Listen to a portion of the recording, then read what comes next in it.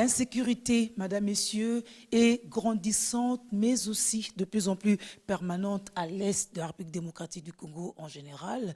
Le cas du Nord Kivu va constituer l'objet de notre décryptage dans ce dossier de la rédaction. Alain Bouma, bonjour. Bonjour, Julie Seffon. Et bonjour à notre invité. Bonjour, monsieur. Il s'agit de monsieur Jean-Paul Lumbulumbu. Il est député provincial élu de Lubero, dans le Nord Kivu. En même temps, il est vice-président de l'Assemblée provinciale. Exact. Quelle est la situation sécuritaire actuelle dans la province du Nord Kivu? D'abord, je voudrais remercier Biwan de cette opportunité que nous offre de pouvoir échanger sur cette question aussi épineuse dans notre province, le Nord Kivu. Il faut dire que la situation sécuritaire en Nord Kivu, elle est de plus en plus préoccupante. Et il faut d'abord différencier cette forme d'insécurité que nous avons dans les villes et dans les territoires. Si dans les villes, nous avons différentes formes de sécurité, notamment le kidnapping, qui est devenu une monnaie courante, notamment dans la ville de Goma, dans les territoires de Nyiragongo, dans les territoires de Rutshuru. Nous avons également un nouveau phénomène qui a élu domicile dans la ville de Goma particulièrement, c'est le phénomène 40 voleurs. C'est-à-dire? C'est-à-dire qu'il y a des groupes de personnes armées qui viennent en groupe. Souvent, ils ne sont pas moins de 40. Ils peuvent venir dans un quartier, ils assiègent tout un quartier, ils peuvent venir avec des véhicules. Ils peuvent piller systématiquement de maisons, même si vous appelez. Très souvent, la police arrive. Est-ce qu'ils ont un lien direct avec les policiers, les anciens prisonniers? Parce qu'on pense aussi que parmi ces malfrats, il y a aussi évidemment, des prisonniers. Évidemment, il faut savoir que la ville de Goma, par exemple, elle partage le limite avec le parc national des Virunga à travers le territoire de Nyiragongo. Donc, il y a possibilité d'abord qu'il y ait des incursions de hors-la-loi qui viennent de l'extérieur de la ville, mais tout aussi la possibilité de certains policiers militaires incontrôlés n'est pas exclu parce que plusieurs enquêtes ont démontré qu'il y en a quelques-uns qui étaient impliqués. Je ne voudrais pas ici accuser l'armée de manière globale, mais il faut dire qu'il y a quelques brebis galeuses qui se rendent auteurs de ce fait. Donc, à part le kidnapping, à part le phénomène 40 voleurs, nous avons maintenant dans les territoires la présence de groupes armés. Et la présence de groupes armés, il faut dire que les territoires de Massissi, les territoires de Rutshuru, maintenant les territoires de Nyiragongo, il n'y en avait pas maintenant, il y en a dans le territoire de Nyiragongo, les territoires de Lubero, même le territoire de Beni, les groupes armés sont là, ils font la loi. Moi, je viens fraîchement des vacances parlementaires. À Lubero. À Lubero. Et il y a certains endroits où je n'ai pas pu accéder tout simplement parce qu'il n'y a pas la présence de l'État. Ils sont au nombre de combien, ces groupes armés? Est-ce qu'on peut aujourd'hui les démembrer quand même, mais les oui, noter, mais les oui. Bon, énumérer? ce qui est regrettable, c'est de constater que le nombre de groupes armés va croissant. Oui. Il augmente et on se pose la question, qu'est-ce qui justifie l'augmentation de ces groupes armés? Nous pensions qu'à l'époque, avec l'ancien régime du président Joseph Kabila, il y avait une certaine détermination. On pensait que ça va permettre de réduire les groupes armés. Mais aujourd'hui, le nombre s'est multiplié par 20 même, ce qui est très très dangereux. Et dans certains endroits, à cause de l'absence de l'autorité de l'État. Je veux dire, il n'y a pas la police, il n'y a pas l'armée. Il y a des villages entiers où il n'y a même pas un policier dans le Nord Kivu. Et les groupes armés profitent de cette absence-là de l'État pour faire la loi. Et dans les Lubero, par exemple, où je suis élu, dans plusieurs contrées, ce sont les groupes armés qui perçoivent ce qu'ils appellent taxe de la sécurité. C'est 1000 francs par personne, par ménage. Ça se sait, mais c'est bien installé. Oui, c'est connu. Et vous pouvez vous imaginer combien d'argent ils se font chaque mois. Et ça les encourage. Alors, et cette problématique-là, elle serait logistique, humaine, stratégique ou une simple faiblesse de l'État congolais? Moi, je pense d'abord qu'il y a la faiblesse de la présence de l'État. Il faut reconnaître que dans plusieurs milieux, il n'y a pas les services de sécurité, l'armée, la police. Ces services-là sont absents dans plusieurs contrées dans les territoires, dans différents territoires du Nord Kivu. C'est pourquoi j'ai toujours pensé que réfléchir sur la problématique de la sécurité à l'est de la République, il y a plusieurs aspects qu'il faut aborder. Il y a d'abord l'aspect recrutement. Il faut d'abord reconnaître que tout ce que nous avons vécu à l'époque, mixage, tout ce que vous avez connu là, c'était un échec parce qu'on a intégré dans la police, dans l'armée, des personnes pour la plupart sans éthique et qui, lorsqu'ils portent la tenue, bon, eh bien, ça devient une occasion de faire tout ce qu'on peut faire alors qu'on ne fait plus partie des groupes armés. On fait partie des troupes loyales. Donc, il faut songer comment réformer, comment mettre sur pied un recrutement qui permette que l'armée, la police ne soient pas les poubelles de la société. Ça veut dire que ça ne soit pas les rejetés, n'est-ce pas, de la société qu'on amène dans l'armée, dans la police, pour que demain, ce soit ces mêmes personnes-là qui puissent assurer la sécurité. Il faut songer à cela. Mais également la question logistique. La ville de Goma, je me rappelle, le gouverneur de province, Carlin Zazdokasivita, il est venu présenter son programme quinquennal à l'Assemblée provinciale, c'était l'année passée.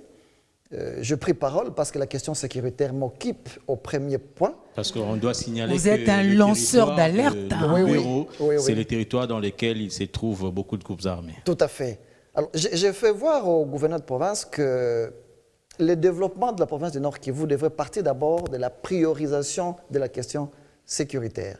La ville de Goma, par exemple, environ 1,5 million habitants pour le moment. Vous faites l'appel à la police, le temps que la police arrive chez vous, oui, mais il faut d'abord se rassurer aussi, est-ce que la Jeep est en bon état? Est-ce qu'il y a du carburant? Et tout ça, ce sont des problèmes auxquels le chef de l'État, parce que c'est lui le premier garant de la sécurité des Congolais, doit songer. Et j'ai demandé au gouverneur de province à l'époque de faire tout pour que dans une année, je lui disais dans le cadre de 100 jours de son entrée au pouvoir, qu'il puisse doter les villes de Goma, de Butembo, de Beni et les territoires des jeeps pour faciliter la mobilité de la police. Je suis heureux qu'aujourd'hui, une année après, quand même, il y a eu des véhicules. Je me la dis, semaine passée. Je dois les féliciter. Je vis des véhicules, je vis des motos pour faciliter à la police également la mobilité. Mais ce n'est pas encore suffisant. Il faut faire davantage parce que la ville de Goma, avec 1 500 000 habitants environ, 5 jeeps de police, ça ne suffit pas. En plus, nous avons un problème, les routes, l'accessibilité. Il y a un problème d'urbanisation de la ville également qui ne facilite pas la tâche à la police. Ça veut dire qu'à côté des problèmes humains, ça veut dire les recrutements, il faut songer logistique. Mais également, on peut songer logistique si on recrute bien. Et que ces policiers ne sont pas bien payés, eh bien, ils se font payer sur le dos de la population. Les citoyens. Ouais. Monsieur le député provincial, je rappelle que vous étiez un membre influent de la société civile du coin. Justement, cette société civile, selon elle, pense qu'il y a plusieurs points kilométriques qui sont déserts, pas de militaires FARDC, ce qui facilite l'expansion exponentielle des groupes armés. Oui, évidemment, je disais l'expansion des groupes armés peut être expliquée de plusieurs façons. Je me rappelle, à l'époque, le président de la République, Joseph Kabila, était encore chef de l'État. Le territoire de Beni venait de connaître le premier cas de massacre. Nous en étions à l'époque à 80 personnes massacrées. J'ai lancé une alerte, comme d'habitude, je le faisais régulièrement. Vous êtes un lanceur d'alerte. Oui. J'ai lancé l'alerte, j'ai décrété une journée ville morte dans toute la province du Nord Kivu. Goma, Butembo, Beni, Walikale et partout, le mot d'ordre a été observé. Mais qu'est-ce que j'ai demandé? C'était la première fois que je sois arrêté, mis au cachot, tout simplement parce que je réclame la sécurité. Mais qu'est-ce que j'ai demandé à l'époque? Et j'ai continué à demander ça jusqu'aujourd'hui. Je donne un exemple. Allez-y. Le vote du budget. Lorsque vous voyez au niveau de l'Assemblée nationale, le budget, c'est vrai, il a un caractère annuel. Mais lorsqu'il faut tenir compte de ces principes de l'annualité du budget, il est difficile de couvrir les dépenses de l'armée à l'Est tel qu'il se doit. Ma proposition, c'est qu'on puisse avoir un budget spécifique triennal rien que pour l'armée. Parce que si cela est fait, eh bien, les ministres de la Défense et tous les autres services auront des marges de manœuvre pour exécuter les programmes de retour de la sécurité à l'Est. Parce qu'en dehors de cela, il y a d'autres dépenses que les ministres ne seront pas engagés. Il y a des dépenses qui ne seront pas être engagées du côté de l'armée, tout simplement parce qu'il ne faut pas violer les principes de l'annualité du budget. Et lorsqu'il faut expliquer ça, par exemple, bon, il y en a qui disent oui, c'est possible, mais la praticabilité maintenant, malheureusement là, ce n'est plus au niveau de l'Assemblée provinciale. Parce que je suis député provincial, c'est du niveau du gouvernement qui doit proposer à l'Assemblée nationale de voter, tout simplement. Parce que si le gouvernement veut éradiquer l'insécurité à l'Est, pour moi, la première solution, c'est le caractère triennal d'un budget spécifique affecté au service de sécurité, au premier rang desquels l'armée, ensuite la police et tous les autres services Donc, si je spécialisés. comprends bien, il y a un problème d'effectif des militaires. Évidemment, il y a un problème d'effectif, il faut recruter. Il faut recruter, en principe, selon les règles de gestion sécuritaire, il faut 350 personnes par policier. Oui, 350. Oui, mais je ne sais pas te dire au Nord Kivu, nous en sommes à combien. Je ne vais pas livrer les secrets aux ennemis pour qu'ils connaissent la faiblesse des effectifs de notre police. Mais c'est lamentable. C'est lamentable. Et c'est ce qui fait c'est que de ces vides-là, les groupes armés en profitent, ils font la loi, ils font tout ce qu'ils veulent. Il y a certains endroits où, moi, pour que je puisse accéder, je suis obligé de négocier avec les seigneurs. Ce sont des groupes armés d'autodéfense, des communautés. Je ne vais pas dire des communautés. Évidemment, cette problématique-là, on a tendance à penser que ce sont les communautés qui créent les groupes armés. Et à cause de ça, nous avons encouragé le gouverneur Nzanzo Karli Kasivita à convoquer tout récemment ici les dialogues de vérité. L'objectif, c'était ça. Il fallait inviter les leaders communautaires, scruter la question sécuritaire et essayer de savoir est-ce qu'il est vrai que ce sont les communautés qui créent les... Et quelle a été la conclusion? La conclusion, c'est que c'est quelle communauté qui pouvait accepter qu'elle créait des groupes armés. Il est vrai qu'il y a des groupes armés dont la majorité des membres s'identifient à une communauté. Moi, je suis Nandé de Lubero. Il y a des groupes armés qui sont majoritairement constitués par des Nandés. Mais nous n'allons pas dire que c'est la communauté Nandé en tant que telle qui a créé ces groupes et qui les a envoyés aller faire tout ce qu'ils font. Parce que ce qu'ils font, c'est encore cette même population Nandé qui en est victime. Donc la communautarisation de la création de groupes armés, moi je pense que c'est un débat très dangereux qu'il ne faut pas aborder au Nord Kivu. Ça risque d'opposer davantage les ethnies entre elles et ça peut... Mais il y a aussi déjà une opposition, on le dit, entre les communautés Tutsi et les autres ethnies, apparemment. Avec des tireurs de ficelles. Les tireurs de ficelles, ça je les reconnais. Il y en a. Il faut reconnaître que le Nord Kivu, c'est une province qui est composée de beaucoup d'ethnies. Enfin, nous sommes une nation. Et la nation, c'est quoi? La nation, c'est le vouloir vivre collectif en dépit de notre divergence sur le plan culturel, linguistique, philosophique, etc. C'est autant le Nord Kivu. Nous avons les Nandés qui constituent l'ethnie majoritaire, parce qu'à l'Assemblée provinciale, par exemple, sur 48 députés, nous produisons 28 députés qui viennent des Nandés. De l'espace Nandé. Oui, de l'espace Nandé, suivi des Hutus, n'est-ce pas? Les Nyanga, les Hundé, les Kano, les Tutsi. Bon, il y a cette sorte de course au leadership de la province et qui fait naître parfois de tensions. Mais moi, je me dis, s'il faut s'en tenir seulement aux règles de gestion, aux règles d'accession au pouvoir d'État tel que prévu par la Constitution, le droit de la République, il ne devrait pas y avoir de problème. Mais il y a beaucoup de tireurs de ficelles qui auraient bien voulu voir un Mohutu se battre avec un Munandi. Moi, je suis à l'Assemblée provinciale, oui, mais le titulaire de l'Assemblée, le président, c'est un Mohutu de Massissi. Moi, je suis un Munandi de Lubero. Mais nous travaillons en parfaite harmonie. Il en est de même avec le gouverneur de province. Tout à fait. Tout à fait. Le gouverneur, il est de Beni. Le vice-gouverneur n'est pas de Beni, il est de Rutshuru. Donc, il n'y a pas... Hein? Ce sont les tireurs de ficelles qui tentent de faire montrer qu'au Nord Kivu, il y a des conflits. C'est vrai, dans toute société inhérente, les conflits sont inhérents à toute société. Même dans une famille, vous êtes une famille de 4-5 personnes, parfois il y a des collisions entre grands frères et petits frères, c'est tout à fait normal. Mais quand on sort à l'extérieur, on constate qu'on a tendance à exagérer. On veut faire d'un grain de sable toute une montagne, et ça je l'ai constaté, surtout lorsque l'information quitte le Nord Kivu pour Kinshasa. Alors on amplifie, on fait voir qu'au Nord Kivu, rien ne va, ce sont des conflits, les ethnies se battent. Oui, les tensions existent, je ne peux pas les nier, mais ce n'est pas à l'ampleur où on en entend parler ici à Kinshasa. Donc, mais qu'en est-il de la cohabitation entre la communauté Tutsi et la congolaise? Bon, il faut dire que là également, il faut dissocier la communauté Tutsi du Congo de la communauté Tutsi du Rwanda. Non. Donc la communauté rwandophone ici. Oui, du Rwanda et la communauté Hutu du Allez-y Congo. comme ça. Oui, parce que c'est l'ancien gouverneur qui le disait. Personne n'a choisi d'être Hutu, Tutsi, Nande, Kano ou je ne sais pas, Nyanga. Dès lors que la nature a voulu que nous puissions vivre ensemble, nous sommes condamnés à vivre ensemble et nous devons nous accepter les uns les autres. Nous avons des cultures tout à fait différentes. Par exemple, les uns sont des Nilotiques, les autres sont des Bantous. Il y a des petites différences sur le plan culturel, n'est-ce pas? Mais c'est ça également la nation. J'ai défini la nation ici comme étant le vouloir vivre collectif d'un peuple en dépit de ses divergences sur le plan culturel, philosophique et autres. Moi, je me dis, le Nord Kivu, il a autant d'ethnies, ça fait partie de ses richesses. Ça fait partie de ses richesses. Je suis aujourd'hui à l'Assemblée, par exemple, au niveau du bureau, le président, il est Hutu. Moi, je suis Nande, je suis des Lubero. L'honorable rapporteur est des Nyiragongo.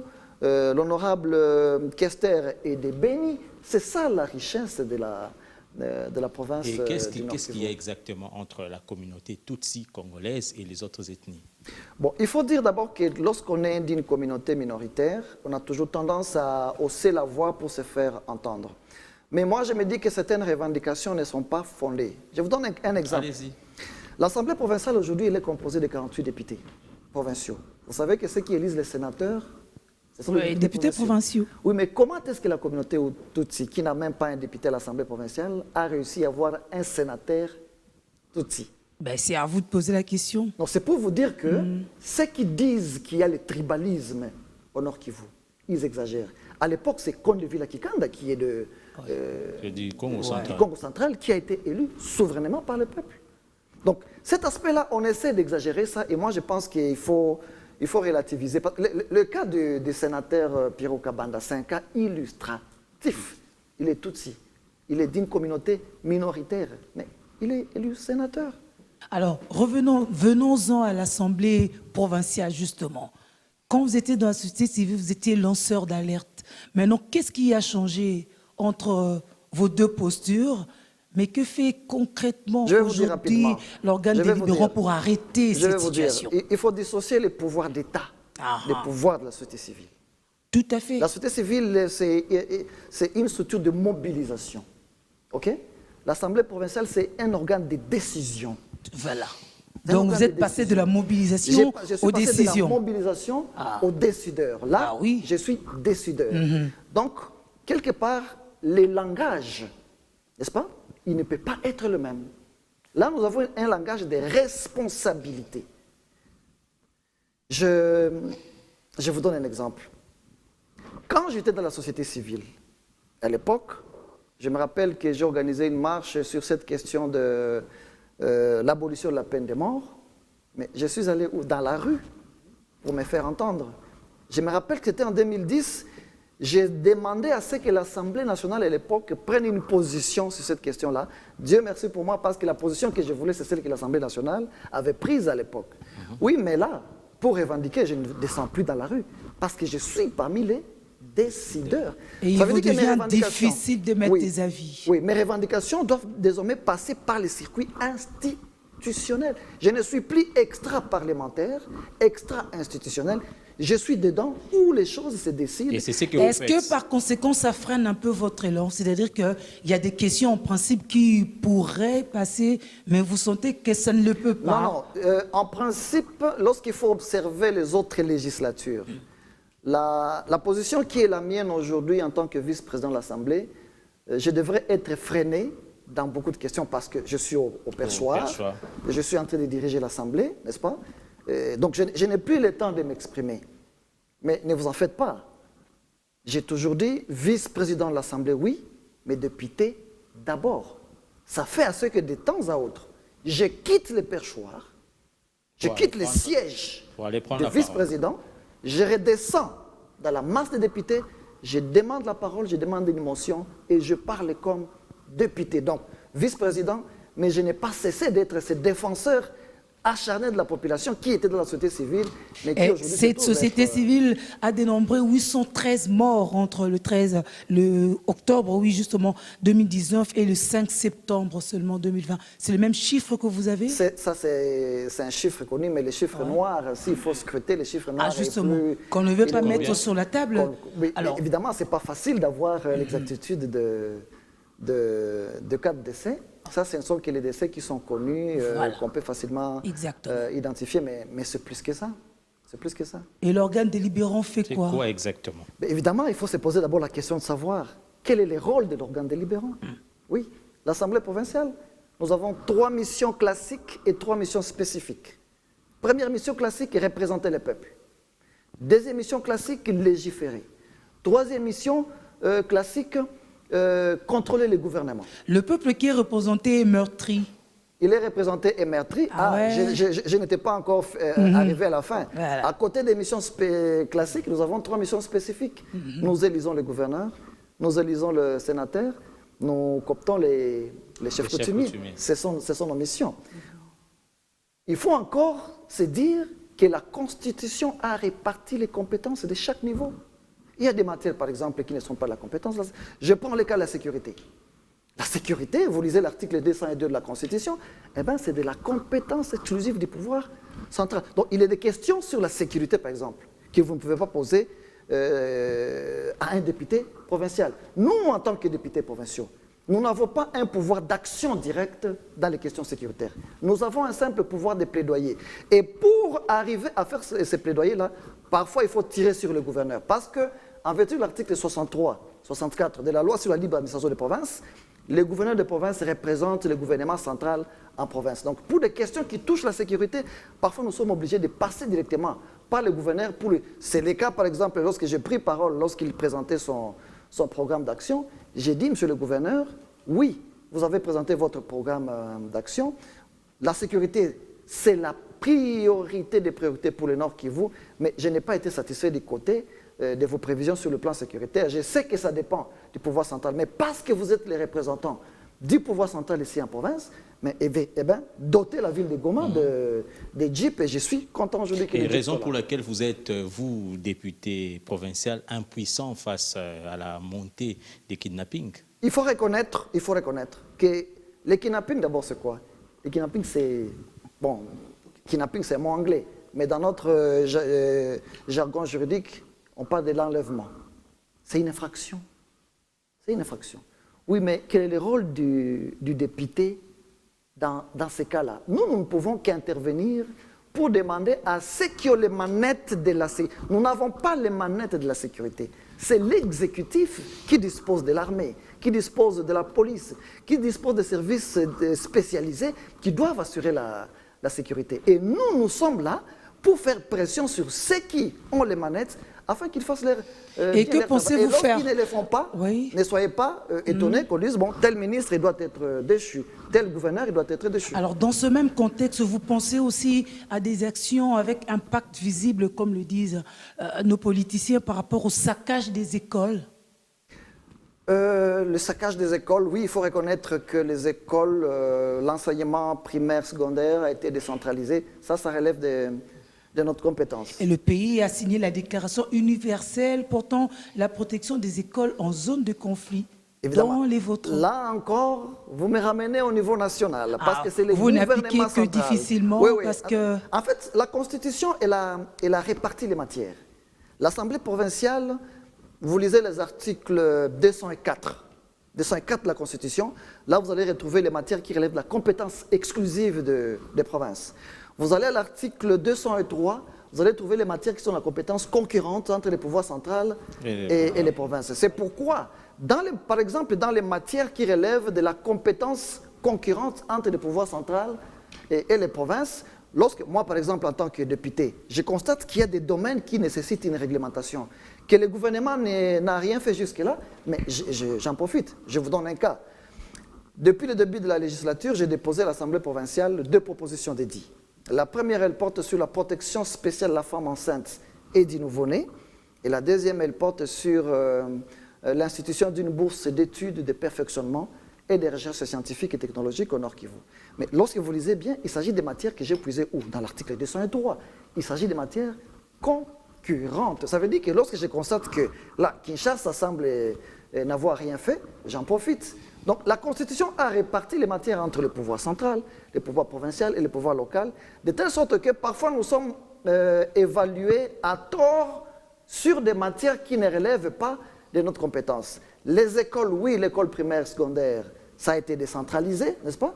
Mais là, je sens que vous voulez parler de la question de la sécurité. Vous voulez parler de ce qui s'est passé à Massissi. Les écoles, oui. Oui, mais ce qui s'est passé à Massissi, n'est-ce pas? Là encore, c'est la sécurité. Là encore, nous revenons où? À Kinshasa pour dire, oui, quel est l'effectif des policiers de FARDC dans un territoire comme celui-là qui sort des conflits? Là encore, c'est Kinshasa. C'est pourquoi j'ai toujours dit, il suffit que Kinshasa le veuille. La sécurité va revenir à l'Est de la République. Il suffit qu'on prenne conscience qu'il faut une politique spéciale, n'est-ce pas, pour le Nord Kivu, pour la sécurité. Quand vous dites qu'il suffit que Kinshasa le veuille, vous voulez dire quoi exactement? Mais vous voulez que je parle de qui? Je parle du chef de l'État. Je parle de son Excellence Félix Antoine Tshisekedi Tshilombo. Vous vous rappelez dans son discours d'investiture, il a dit ceci: moi je le prendrai toujours au mot, au nom de la population du Nord Kivu.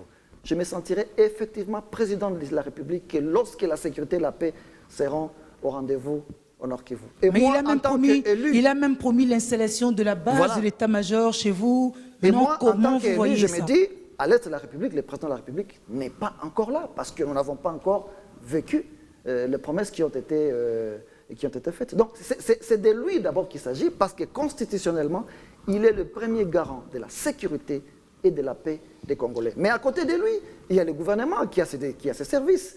L'armée, la police, ce sont des services de l'État qui sont mis à sa disposition. C'est lui qui les commande, donc c'est à lui de donner l'impulsion. Oui, Monsieur Jean-Paul Lumbu, dernièrement, devant les députés nationaux de Kinshasa, il a même dit qu'il y avait un sérieux problème de l'homme congolais. Est-ce que vous ne trouvez pas que c'est vous, les autochtones, qui tirez les ficelles pour ne pas permettre au chef de l'État de bien jouer son rôle là-bas dans le Nord? Mais non, si on aboutit à cette thèse-là, vous risquez d'avouer l'impuissance des chefs de l'État. Or, moi, je ne vais pas avouer que le chef de l'État est tellement impuissant au point que nous, on serait en train de manipuler la population et que lui ne soit pas en mesure de faire le contraire. Il a toutes les possibilités. Tous les pouvoirs sont à sa disposition sur le plan constitutionnel, sur le plan légal, pour qu'il change cet homme-là. C'est possible. Seulement, il faut bien faire l'étude du milieu. Il faut bien comprendre les contextes dans lesquels on est pour prendre une décision. Et moi, je continue à croire à sa capacité d'apporter un changement. Seulement, j'ai toujours pensé que le chef de l'État est entouré par des gens qui n'aiment pas les Kivu.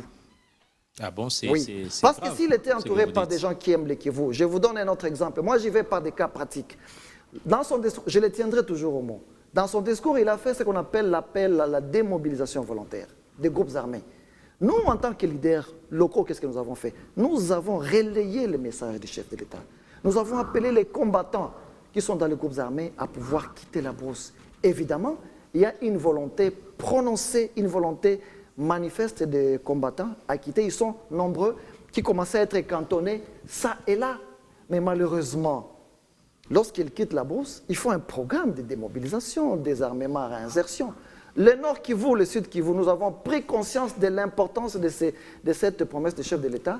Le Nord Kivu, le Nord et le Sud Kivu, nous nous sommes mis ensemble à travers le gouverneur de province pour créer ce qu'on appelle la commission interprovinciale de désarmement, démobilisation et réinsertion communautaire. Malheureusement, depuis qu'elle a été mise en place, faute de moyens, les moyens doivent venir d'où? Les moyens doivent venir de Kinshasa. Mais malheureusement encore, le gouverneur de province, il est chaque fois obligé de toucher sur les maigres recettes de la province pour intervenir en faveur de la ration des combattants qui sont cantonnés, leurs problèmes de santé, alors que cet argent, en principe, ne devrait pas servir à cette fin-là. Donc, faute de moyens, ces combattants sont là, ils sont maintenant tentés de rebrousser chemin.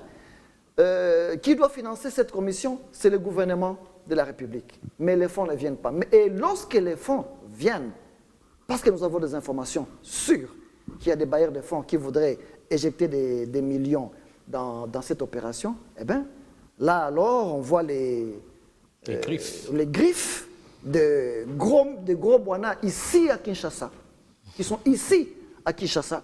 Ils apprennent qu'on a tiré à Kirumba, on a tué à Moussenene, ils apprennent ça à la radio. Mais nous vivons ça comme ça. Ces gens-là, quand ils sont enterrés, nous les vivons comme ça. Nous faisons couler des larmes. Alors, ceux qui sont ici, c'est eux qui veulent maintenant récupérer cet argent-là et mettre à mal cette opération de démobilisation des armées. C'est pourquoi j'ai dit, si Kinshasa le veut, la sécurité reviendra au Nord Kivu. Et il suffit que le chef de l'État soit entouré de bonnes personnes qui veulent voir la sécurité à l'Est. Moi, je pense que ça sera très facile pour que la sécurité revienne à l'Est. Alors, l'insécurité à l'Est a aussi des ramifications dans l'Est, n'est-ce pas? Qu'est-ce que vous attendez, ne serait-ce que par ricochet, de la rencontre du sommet des chefs d'État de la sous-région? Il faut dire que ce sommet a beaucoup d'enjeux. Sur le plan sécuritaire, je pense que la population du Nord Kivu... Vous savez, la question des ADF, la question des ADF, c'est une question qui trouble. Cette question nous trouble au Nord Kivu parce que aujourd'hui, vous allez... je viens de Mbao. Je viens de Mbao, à Wicha. Je pense qu'il y a plusieurs délégations qui sont passées par là. Tous les villages sont déserts. C'est désert. J'ai même une tante qui habite en Mbao, exactement en Mbao là-bas. Mais vous y arrivez aujourd'hui, la maison elle est déserte. J'ai même la photo dans mon téléphone. Il faudrait que les sommets puissent être capitalisés pour aborder cette question. Parce que les ADF, ce n'est pas une force interne. Ce n'est pas les groupes armés qu'on a, le groupe Mazembe, Nyatura et autres. Non, ça, ce sont des combattants qui viennent d'autres pays. Je pense que le sommet, c'est une opportunité pour que les chefs d'État abordent cette question et qu'au sortir de ces sommets, qu'on sente que les États se sont prononcés par rapport à cette question des ADF. Je crois, et je suis très sûr, parce que j'ai suivi mes collègues membres du bureau de l'Assemblée provinciale, ils ont eu une réunion hier sur cette question pour préparer l'arrivée du chef de l'État. Et cette question ne va pas manquer d'être soulevée. Donc pour moi, en tant qu'élu, en tant que vice-président de l'Assemblée, je me dis, si ce sommet qui se tient à Goma peut être une occasion d'apporter la solution à la question des ADF, je pense que ce sommet aura été important pour le Nord Kivu. Mais entre-temps, la situation ne fait que s'empirer. Est-ce que vous pensez que la présence de la MONUSCO est toujours indispensable? La présence de la MONUSCO, il faut dire qu'elle est indispensable. Elle est importante. Évidemment, ce point de vue est partagé. Il y en a qui pensent qu'autant d'années après, elle s'est révélée inefficace, qu'elle doit partir. Et moi, je crois que non. Pourquoi non? Je vais vous dire pourquoi non. Parce que l'efficacité... évidemment, je ne vais pas me faire l'avocat. C'est vrai que je suis avocat, mais je ne vais pas me faire l'avocat de la MONUSCO. Je vous parle en tant qu'élu de là. L'efficacité de l'intervention de la MONUSCO dépend de la collaboration avec le gouvernement. Je vous donne le cas de l'attaque de la ville de Goma par le 1-23. Lorsque la ville de Goma a été attaquée par le 1-23, nous avons vu comment le gouvernement a autorisé la brigade d'intervention de la MONUSCO d'intervenir. Et l'intervention était efficace. Les résultats, avec l'appui de la population qui n'en voulait pas, on a réussi à mettre hors d'état de nuire le 1-23. Oui, mais après avoir défait le 1-23, quelle a été l'attitude? Oui, mais le gouvernement est revenu sur lui-même. Lorsque le général Baouma veut aller, Mamadou Dabondala, veut aller avec la même stratégie dans le territoire de Béni pour la question des ADF, oui, mais le gouvernement recule et dit non, non, nous n'autorisons plus la MONUSCO de continuer. Mais où se trouve l'inefficacité de la MONUSCO à ce niveau-là? Donc, les problèmes, c'est nous, c'est le gouvernement congolais. Donc, vous insinuez quoi? Moi, je pense qu'il faut tout simplement reprendre cette coopération-là avec la brigade d'intervention. Même pas réduire les effectifs. La réduction des effectifs, encore, il faut se poser la question, quand on parle de la réduction des effectifs, il y a combien d'effectifs des militaires là-bas? On parle de 22 000, n'est-ce pas? Oui, mais je ne sais pas si c'est 22 000, je ne vais pas vous dire les chiffres exacts pour ne pas encore une fois révéler certaines questions sécuritaires ici à votre télévision, mais je ne pense pas que ce soit effectivement 22 000. Donc on a besoin, parce que la ville de Béni, si nous avons 22 000 militaires, Mais on va les sentir dans la population. On va vraiment sentir qu'il y a 22 000 militaires. Mais les rebelles peuvent tuer à 5-10 km de la ville. Parfois, ils sont à 2, 3, 4, 5 km de la ville. Là où il y a 22 000 militaires, je ne pense pas. C'est pourquoi je vous ai dit qu'il y a un problème d'effectif. Il faut penser l'effectif, il faut penser la logistique, il faut penser la prise en charge de ceux qui sont sur le front. Parce qu'également, lorsque vous allez sur le front, nous, on a le temps de les voir comme ça. Il faut voir comment nos militaires souffrent. Ils sont tués et parfois ils ne sont pas pris en charge correctement. Ce qui démotive bon nombre d'entre eux également. Donc il y a des sérieux problèmes. Il y a des sérieux problèmes. Hein? L'effectif, je ne pense pas que ça soit le nombre. Et la présence de la MONUSCO, au-delà des aspects dans lesquels la MONUSCO intervient, mais la présence de la MONUSCO, quelque part, elle est également dissuasive. Elle est dissuasive. Sa présence, elle est dissuasive. Mais apparemment... Dissuasive par rapport à ceux de l'extérieur. Bien sûr, je vous dis, les véritables problèmes, pour moi, et ça n'engage que moi, les véritables problèmes, c'est qu'il faut que le gouvernement puisse rouvrir le feu pour la MONUSCO. Je pense que si le gouvernement dit attaquer, la MONUSCO peut attaquer. Mais quand le gouvernement dit non, que peut-elle faire? Nous sommes un pays souverain et lorsque le gouvernement dit non, c'est non. Voilà pourquoi moi j'ai toujours été un peu, comment je dirais, modéré lorsqu'il y a des opinions qui disent bon, la MONUSCO elle a été inefficace, elle doit partir. Oui, mais est-ce que nous l'avons exploité à bon escient? Est-ce que nous l'avons exploité suffisamment? Parce que les expériences démontrent que lorsque nous avons voulu qu'elle joue son rôle, elle a joué son rôle. Je vous ai cité le cas de l'attaque contre le M23, ça n'a pas traîné. Nous avons vu des drones qui sont arrivés à Goma pour prendre des informations et on pouvait savoir exactement à tel endroit il y a une position du M23 et l'armée congolaise passait pour bombarder. Et pourquoi ça ne se fait pas pour le territoire de Béni? Pourquoi ça ne se fait pas? Qui doit décider? C'est encore une fois le gouvernement central. Ce n'est pas l'Assemblée provinciale, malheureusement. Alors, quelle est votre appréciation de l'opinion qui pense que l'instabilité à l'Est corrobore justement le plan de balkanisation de la RDC? Madame, je dois vous dire, et je l'ai dit régulièrement, ceux qui ont toujours pensé à ces plans de balkanisation, ils attendront longtemps. Je me rappelle, j'étais encore étudiant. J'ai fini à l'UNIKIN.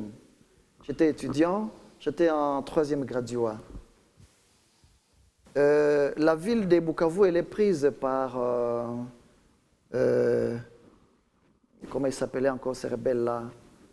Mutebutsi, Jules Mutebutsi. Okay. Madame, je vis les étudiants qui ne connaissent les Kivu que par l'histoire, qui sont descendus sur le boulevard du 30 juin. Et ils chantaient. Vous permettez? Allez-y. Balingaki bazua Bukavu et tokolala tokokanisa Bukavu. Il n'a jamais été à Bukavu.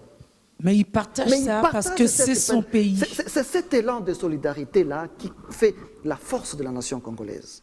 Donc, ceux qui pensent balkanisation, ils perdent leur temps. Cette balkanisation n'aura lieu que le jour où le peuple congolais le décidera. Ah, le jour où le peuple le décidera, un peuple longtemps frustré, est-ce que la frustration ne pourrait pas être la cause de cette situation? Je ne pense pas. Non. Je ne pense pas parce que les frustrations que nous vivons actuellement, nous connaissons les sources. Nous connaissons l'origine et ces sources-là peuvent être pensées. Il y a moyen de penser ces sources de frustration. C'est pourquoi j'ai dit il faut que les chefs de l'État s'entourent de personnes qui maîtrisent bien le Nord Kivu, qui peuvent lui donner la vraie situation du Nord Kivu. Quand je vois par exemple les nombres de ministres au sein du gouvernement central, les nombres des enfants du Nord Kivu, je me dis oui, mais c'est vrai que nous avons notre frère aîné, Julien Paluku, qui est là, qui est très très efficace. Nous avons notre petit frère Billy Kambale qui est ministre de la Jeunesse, mais je pense que ce n'est pas suffisant. Si dans le gouvernement nous pouvions avoir 4-5 personnes autour du chef de l'État qui peuvent lui donner exactement la situation du Nord Kivu, je pense que le chef de l'État prendrait des décisions vraiment efficaces et qui permettrait de mettre un terme à la question de l'insécurité. Mais ces personnes pourraient aussi être parmi ses conseillers, et C'est pas ça. forcément être membres du gouvernement. Vous savez, Il a des conseillers. Oui, bien sûr. Bon, les conseillers, je veux bien. Les conseillers, vous savez, moi je suis un politique. Ah ouais. Les conseils, parfois, lorsqu'ils ne sont pas bien donnés, et c'est pourquoi je vous dis, je connais qui sont les conseillers pour le compte du Nord Kivu. Voilà pourquoi je dis, je pense qu'il n'est pas suffisamment entouré de gens qui aiment le Nord Kivu. Il faut qu'il puisse avoir auprès de lui des personnes qui sont vraiment soucieuses de la sécurité et la paix dans la province du Nord Kivu. Donc, balkanisation, ça n'aura jamais lieu. En tout cas, il faut dire à ces gens-là d'arrêter. Ça ne se fera pas. Nous qui sommes des enfants d'Ella, nous avons déjà dit non. Je me rappelle, il y a 2 ans, il y a même une pétition qui a été initiée. Pétition qui a été initiée. Je n'étais pas encore député, j'étais encore dans la société civile. Il y a une pétition qui a été initiée par une ONG manipulée pour dire non, non, il faut même... il faut balkaniser, mais la balkanisation va commencer par la scission de la province du Nord Kivu en deux. Oui, mais c'est par là que la balkanisation allait commencer. J'étais encore à l'époque de la société civile. Ils ont initié la pétition de la scission. Moi, j'ai initié une contre-pétition que j'ai dénommée la pétition de l'unité.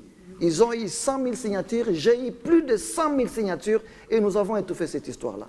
C'est pour dire que sur le plan de l'opinion, dans le mental de la population de l'Est, cette histoire-là, moi je me dis c'est des spéculations et il faut que ceux qui les alimentent cessent. Parce que le Nord Kivusien ne cédera pas à cette histoire-là. Il semble quelque chose, malheur est bon, quelque part, ça profiterait aussi à certaines ethnies de cette situation de crise. Les minerais de sang, il n'y a pas que l'extérieur qui en profite. Certains fils, certains autochtones aussi. Il n'y a pas que la question des minerais, madame. Parce que tout récemment, ici, à l'occasion du dialogue de vérité, disons-nous la vérité ici, par le gouverneur, il y a même une frange de nos collègues qui disent, bon, écoutez, il faut une gouvernance rotative de la province du Nord Kivu. Mais dit, écoutez, ça c'est un faux débat. C'est un faux débat pour 2 ou 3 raisons.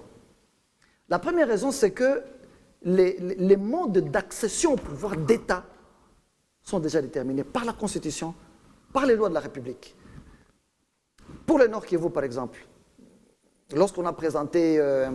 parce qu'ils veulent dire, bon voilà, les Nandais, ils sont plus nombreux, ils dirigeront toujours. Les autres ne pourront pas accéder à la gestion de la province. Je dis, mais non. Lorsque nous avons présenté les candidats, moi j'étais candidat gouverneur du Nord Kivu. Nous étions 6 candidats gouverneurs de la province du Nord Kivu. Mais parmi les 6 candidats, il y en a un qui était Tutsi. N'est-ce pas? Sa candidature n'avait-elle pas été acceptée par la CENI? Oui, elle a été acceptée par la CENI. N'est-ce pas? C'est le cas du sénateur Pierrot Kabanda. Et c'était la même vision de la communauté locale. Bien sûr. Même les candidats sénateurs Pierrot Kabanda, qui est Tutsi. Sa candidature n'avait-elle pas été acceptée? Il a été accepté et il a été élu. Pourtant, il est de l'ethnie minoritaire. Ça veut dire quoi? J'ai toujours dit, le Nord Kivu, madame, n'a jamais, et j'assume mes mots, il ne sera jamais dirigé par une majorité ethnique. Le Nord Kivu est dirigé par une majorité politique et parlementaire. Mais ici, même vous là, vous êtes d'un parti politique majoritaire à l'Assemblée provinciale, mais si c'est vous qu'on a choisi comme gouverneur, madame, vous serez madame le gouverneur de la province du Nord Kivu. Parfois de mauvaises représentations du fait de la politique biaisée. Tout à fait, tout à fait. Mais la question il ne faut pas que les gens puissent s'appuyer sur cette corde-là. D'abord, elle est très dangereuse. Pourquoi? Parce que quand on veut mettre au devant de la scène l'élément ethnie pour diriger, ça veut dire qu'on veut opposer davantage les ethnies. Parce que là, maintenant, les Nandais vont se battre avec les Hutus vont se battre avec les Hundés vont se battre avec les Tutsis, les Nyanga, et vous connaissez la fragilité qui vient de traverser le Nord Kivu par rapport aux séquelles de guerres interethniques. Donc c'est un discours que moi, personnellement, je condamne avec la dernière énergie, et j'ai demandé à toute la population du Nord Kivu de ne pas laisser une seule brèche, une seule occasion à tous ceux qui véhiculent ces discours-là. La question de la gestion de minerais, il est vrai que les minerais sont dans un certain nombre de territoires. Il y a des tireurs de ficelles très souvent qui ne sont pas de l'intérieur, qui sont de l'extérieur, mais qui utilisent les enfants de l'intérieur pour faciliter l'exploitation illégale. Quand vous parlez de l'extérieur, vous faites allusion au Rwanda? Évidemment, vous avez dit, j'ai prononcé les Rwandais. Est-ce qu'il faut avoir peur pour dire les Rwandais? Donc c'est le Rwanda le problème du Congo. Je les cite. Oui. Oui. Les problèmes du Congo viennent de là. Oui, comment comprendre que, par exemple, le Rwanda puisse être premier producteur de la cassitérite? Comment comprendre ça? Vous n'avez pas l'industrie. Bon, on n'a pas l'industrie, oui. Mais qui empêche, par ailleurs, aux investisseurs de venir chez nous? C'est l'insécurité qui est créée par ailleurs, par ces mêmes pays-là, qui décourage les investisseurs à venir pour vous dire que... Je rappelle que vous êtes vice-président de l'Assemblée nationale et de l'Assemblée provinciale. Du Nord Kivu. Bon, c'est peut-être une prophétie. Hein? Et quand vous dites, vous accusez clairement un pays voisin, c'est quand même dangereux. Hein? Ben, vous ne vivez pas à l'Est de la République. Les jours que vous vivrez à l'Est de la République, vous comprendrez les mots qui nous font... C'est ce que j'ai dit. Vous êtes sûr de tenir un débat dépassionné? La problématique de la sécurité au Nord Kivu, à l'Est, il faut savoir que le Nord Kivu partage les frontières avec le Rwanda, avec l'Ouganda, vous voyez. Donc, il y a des aspects régionaux qui interviennent dans la question de la sécurité. Et ça, on ne peut pas avoir peur de les dire, surtout quand on est élu du peuple. Parce que quand on est élu du peuple, on ne parle plus pour soi, on parle pour ce peuple-là. Okay. Et on ne peut pas avoir peur de dire que bon nombre de problèmes d'ordre sécuritaire nous viennent des pays voisins. J'ai cité les Rwandais, les Burundi ou l'Ouganda. J'ai répété pour la 3e fois. Monsieur le député national, pour finir, quel rôle doivent jouer les autochtones pour qu'enfin il y ait la paix dans l'Est du pays? Les autochtones, d'abord il faut dire que les autochtones sont fatigués des guerres répétitives à l'Est.